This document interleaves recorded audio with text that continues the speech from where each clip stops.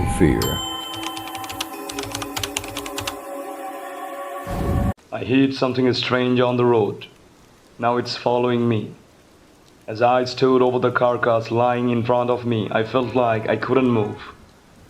Maybe there was some residual shock from the crash, but I feel that it was just a small part of it.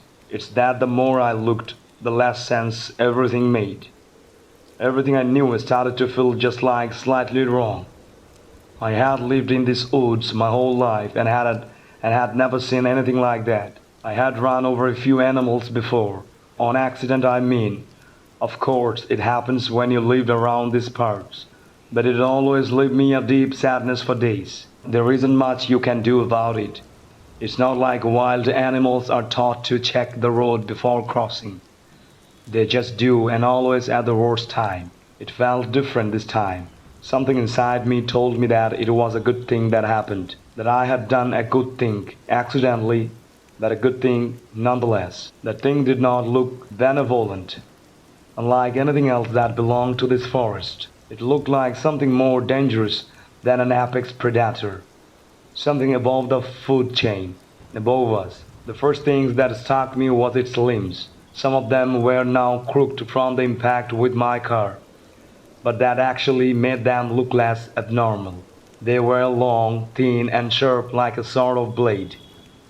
It's the only way I could describe it. It felt like their only purpose was to move and kill.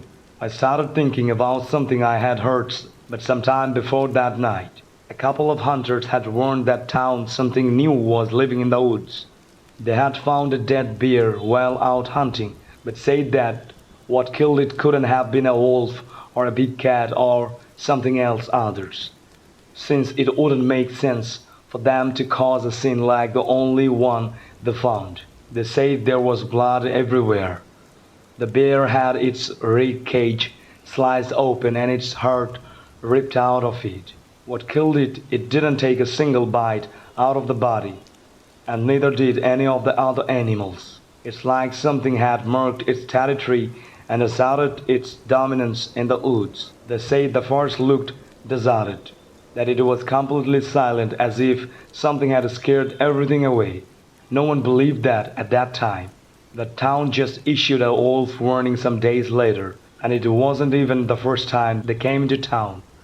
So no one got too worked up about it. That story made a lot more sense now. Its skin was of a dark tone. More specifically, it reminded me of the dark blue color fingers turn when they get frostbite. It also had this weird quality of blending with the darkness, like a camouflage of some sort, but for shadows. The edges of the body kept blending with the darkness of the asphalt.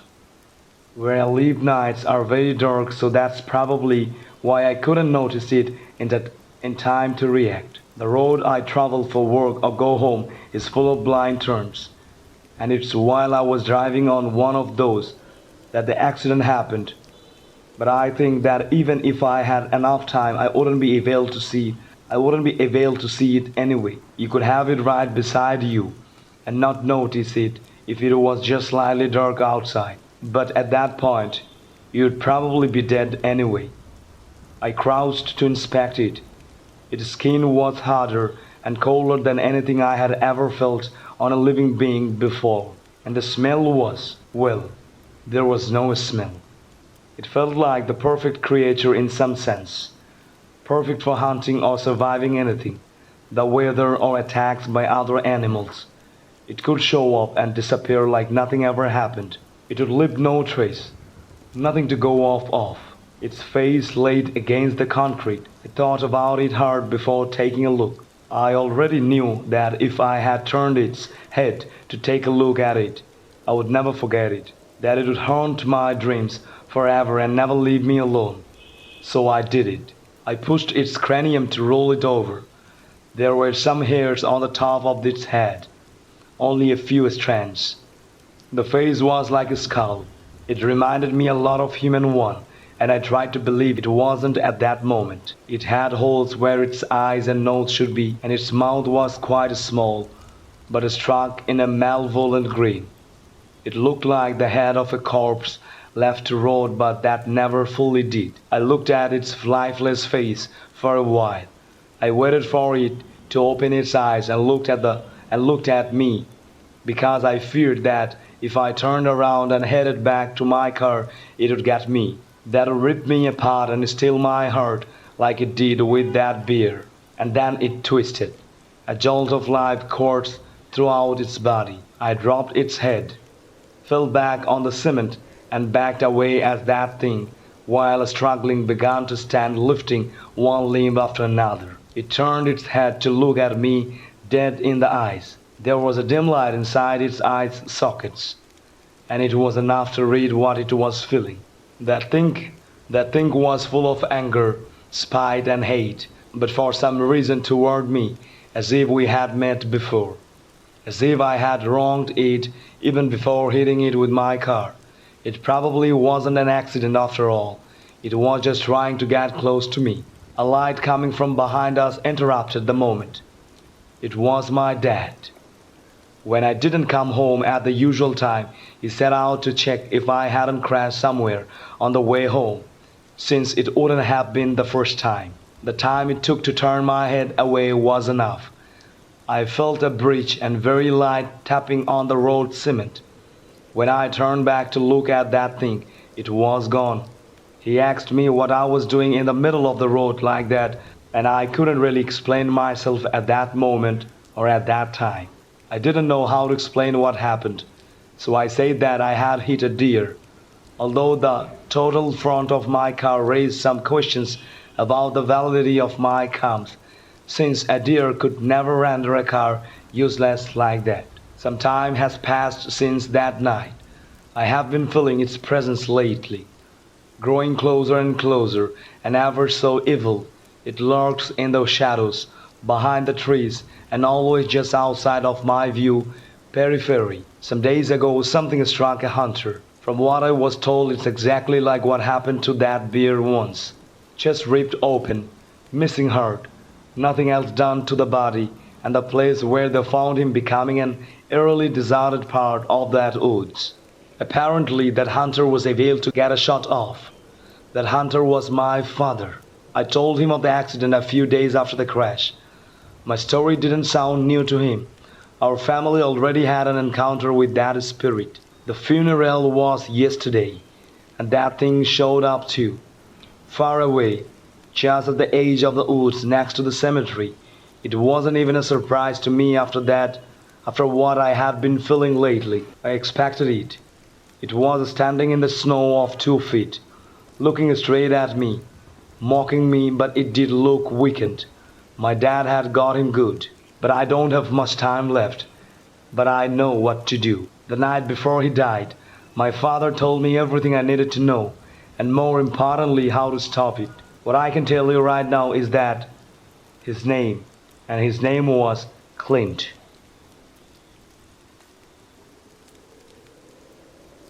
Growing up haunted. This story is very true, and I have told it many times. I talk about it fairly openly, but some of it sounds quite outlandish, and I acknowledge that. That said, it is all true, and I am sharing it now here for your enjoyment.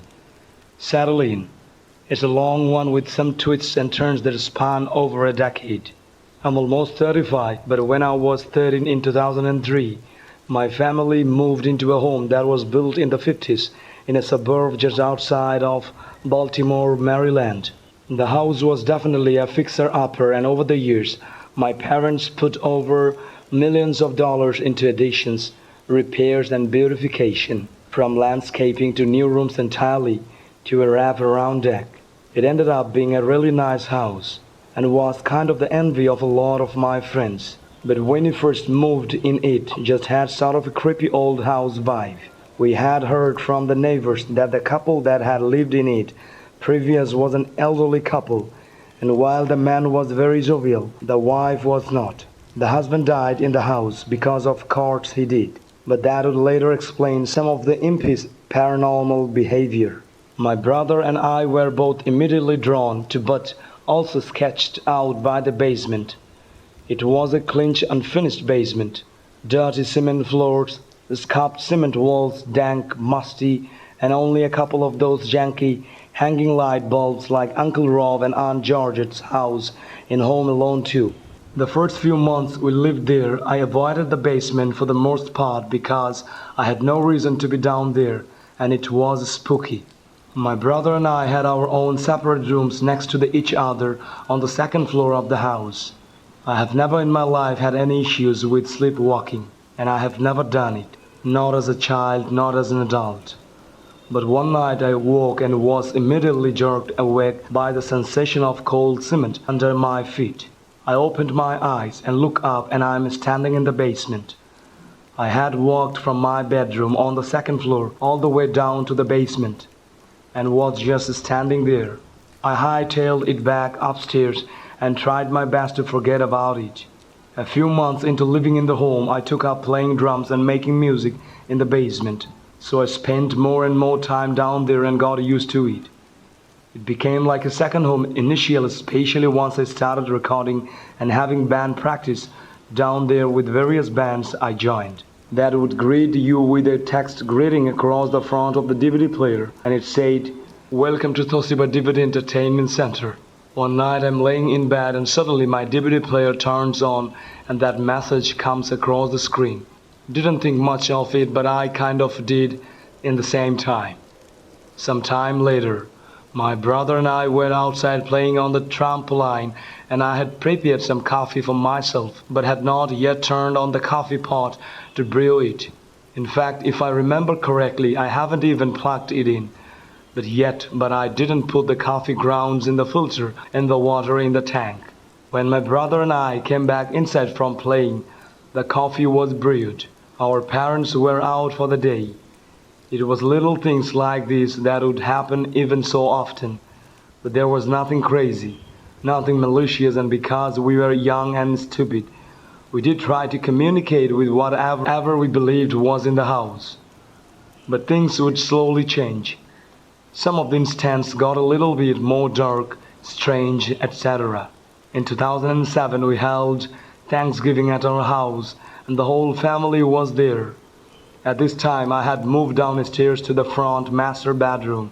In the house there were 3 bedrooms upstairs, 2 smaller bedrooms and an upstairs master. And then downstairs there was a master bedroom on its own. We had a really big kitchen and my parents had the floors redone to be this heavy stone. Remember that for later. But the kitchen was very long and just big in general.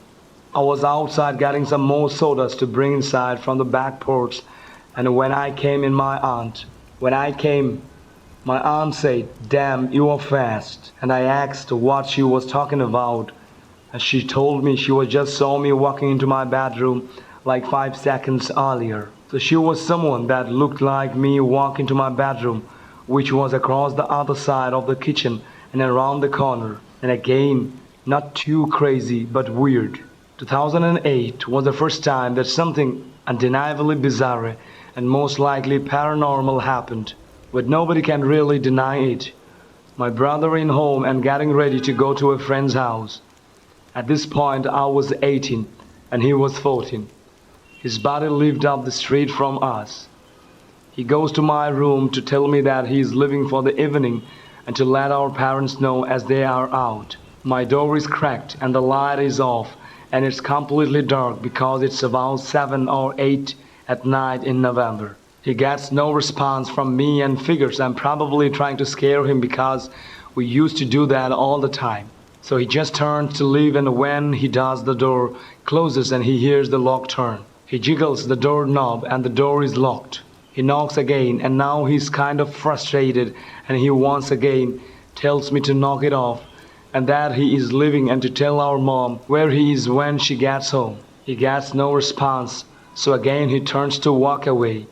He hears the lock turn again and the door opens on its own just a little bit. It was just a crack. At this point, even though he's very sure it's me trying to scare him, he hurries out the front door and he's horrified to discover that my car is gone because I'm in another part of town watching a football game at a friend's house. So he takes off up the street to his friend's house and calls the police. I come home from the football game and I see police cars whizzing by me, and they are headed to my house. They are kicking in doors and throwing open closets, checking even possible entrance. No sign of forced entry, and obviously there is nobody in the home. It was just an unexplained thing that happened. Throughout the years, as we grew up and became young adults, we stayed together in the home, but there was a lot of turmoil. I began dating somebody and she moved in with me and my family, and there ended up just being a lot of tension in the home, a lot of fighting, a lot of anger, a lot of negative energy. It got to a point where the house almost felt alive, like there was just this horrible energy. Sometimes my ex and I would sit in the car for an hour and just look at the house, dreading going inside. In 2011, my brother joined the Marines and was sent overseas to Afghanistan. During this time, some things happened with the house where it went into like a default situation. Not super proud of it, but my family basically abandoned the house. But because the house was financed through Bank of America, they had this backlog of homes in the tens of thousands. So rather than swooping up and grabbing the foreclosed home, it sat for almost half a decade. In this time, I converted the house into a personal training studio and music studio full on. I had parties there. It was a pretty good time, to be honest. But one day, while doing a photo shoot for a record I had made in the basement, myself and at least half a dozen other people who were in the basement, just taking pictures and goofing around, when we all heard the sound of footsteps above up in the kitchen. Heavy, lumbering footsteps. We all fell silent and we were looking at each other as if it confirmed that we all heard the same thing. We all ran upstairs and there was nobody there. At that point, everybody said their goodbyes and left me in the house alone. Skip ahead a few more years, and it is now 2014 and my family has moved back in the foreclosed home. I know, really, CZ stop. I was under the impression that they were paying for the house again and had just taken it back. So it was pretty cool to have everybody back together, although there was still some fighting. My brother had come back from Afghanistan, and upon returning he started having some weird things happen to him. He would wake up choking his girlfriend at the time.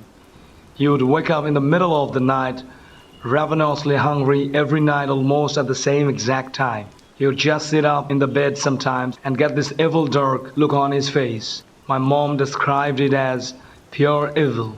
He would just act really strange and malicious.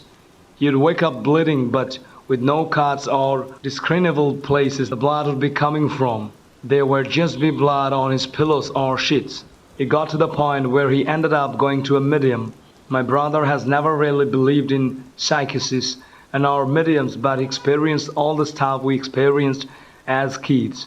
So he was curious. This medium told him that he most likely brought an entity back from the Middle East. Not a ghost, not a demon, just an entity. It had a feminine energy, but it wasn't female. I don't know if that makes any sense to anybody, but that's what he was talking about. But the medium told him that it was very possessive and obsessed with him, and latched on to him because of his negative energy. It fed off of his negative energy, as he was a drinker and has always had a temper. So as the years went on, my family eventually moved out of that house one more time, and I stayed behind. This was late 2015. In fact, it was my birthday. On the night of my birthday, I was washing some dishes after making myself some dinner, and while at the sink in that big kitchen with those stone floors, I heard the unmistakable sound of somebody's feet. Bare feet marching across that kitchen and coming right up behind me fast. Not running, just walking with purpose. It was so visceral and so real. I remember hearing that sound all the time growing up as my mom would angrily walk across that kitchen floor, frustrated with something low. Because the floors were stone and because the kitchen was quite cavernous, things in the pantries would rattle and shake, and you could really hear that stone thump, thump, and thumbs up. In a split second, I thought somebody had broken into the house, so I quickly turned around with whatever was in my hand at the time, that I was washing, and was ready to strike. Nothing was there. I dropped what I was doing and I left the house. At that time, the family had left the two family cats with me. They were my companions during the 8 or so months I lived in that house alone. At the time, I was also sort of seeing someone who was into spirituality and astrology and that kind of thing. I never really believed in any of it. Didn't believe in mediums even though my brother had gotten the information he had received. But this time, evening and what followed kind of confirmed the reality of it. So I'm in the car and I'm on my Bluetooth and I'm just circling the neighborhood talking to the girl I was seeing. She keeps telling me to hold so she can tap in or whatever she's doing. She never claimed to be a psychic, but she was sensitive to certain things. She had also said long before any of this ever happened that she did not like the energy in that house. But while we were on the phone, I keep circling the neighborhood and every time I get close to the house, I get a sick feeling in my stomach. It feels evil, it feels malicious, and it feels like it wants to hurt me. I keep looking in my rear view mirror, waiting to see something in the back seat, something I don't want to see. She goes quiet for a good 20 seconds and I just say, it is in the car with me, isn't it? And after a brief pause, she says, yeah, but it's also back at the house waiting for you. It can be in multiple places at once, and it knows that you know it's there, and it's waiting for you. In retrospect, that is a chilling thing to tell somebody lol, but she tells me not to go back to the house, and if I do, to just gather the cats quickly and get out. At this time, I didn't really have anywhere to go. I couldn't go to any of my family members because a ghost or goblin was scaring me, so she said the other option was to just stand my ground and hope for the best. She told me what words to say and how to say them. She told me to sleep with the lights on and just keep my guard up and be strong. And in the meantime, she would contact a friend of hers in Connecticut who was a medium. So I did that and I had a very long sleepless night. The next evening she comes over to tell me what her medium friend told her over the phone. Mind you, this medium friend of hers and I had only ever met one time, and it was in passing, just a quick hello and goodbye in another part of the town. She's never been to my home. She doesn't know the history of the home and she didn't know me very well at all. So the girl that I was seeing told me that her medium friend said that the entity was that attached to my brother detached from him, and stayed in that house because it liked all the negative energy caused by all of our fighting and turmoil. This girl described the house I was living in without ever having set foot in it. She knew the layout and she said that it was occupying that front master bedroom downstairs, which was my bedroom, where I used to sleep. She said that's where it builds up all of its energy. Interesting fact, when my ex and I lived in that room, she would often get really bad headaches whenever we were in that room. I had a headache, but she said there was a lot of turmoil and fighting in that room. Specifically, she had even knew about some of the sexual proactivities I had, like handcuffs and things like that, crazy stuff. But she said that the entity was looking for a new host, and because I was the only one that was there, it was looking for me. So the girl I was seeing at the time brought over some sage and saged the entire inside and outside of the house. And we said some sort of prayer-like thing, and after that I never had any issues in that house again. I ended up living there for another year and a half before I moved away to another state. And eventually the bank came for the house once and for all the aspects.